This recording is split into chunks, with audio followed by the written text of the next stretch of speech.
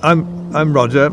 I'd like to talk about the way I built my Riley from a burned out wreck. This is the result of it.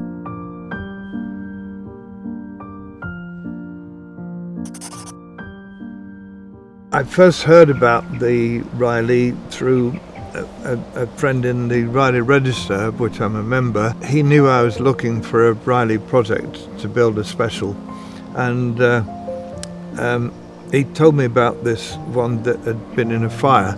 So he gave me the phone number of the owner, and I phoned them, and they said, well, yeah, it was a pretty bad fire, and it's been written off, and I've been paid by the insurance, so I just want the site cleared, so you can have it for nothing, just take it away. It was pretty bad. The barn had completely burned down and collapsed, and first of all, I couldn't really see where the car was, and Penny, my wife, pointed out, I think it's under that sheet there, which is part of the roof of the barn, and we had a closer look, and sure enough, it was there, half buried by the roof of the barn. I thought, if the chassis is any good, I can build a car from it, and if it's not, I've wasted a tank full of diesel and a day of my time, so it's worth a go. It took a long process, and some parts we had to make, some parts took a while to find. Because I was designing the car myself, I was kind of making it up as I went along.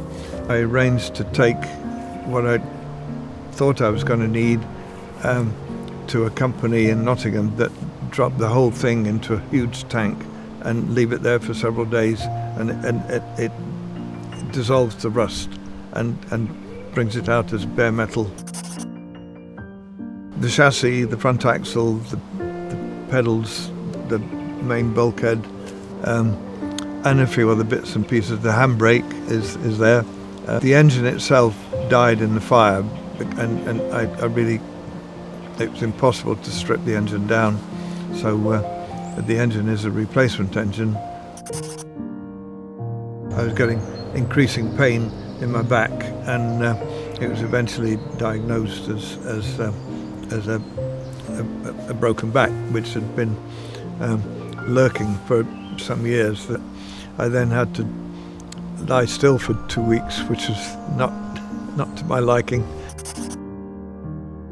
The motivation is I hate to see a car with any pedigree being just left to rot and be discarded. At a Riley gathering one day where it was being judged in a concourse, I overheard someone say, this car doesn't look like a special, like a Riley special, it looks like it came from the factory. And I thought, well, that's good enough for me. I would have to say the Riley is the biggest accomplishment amongst the cars that I've restored, because all the others have been cars that I've restored back to their original format, and so I've just done a restoration. I started with a blank sheet of paper and created it, so that the Riley has to be top of the pile for the restorations. So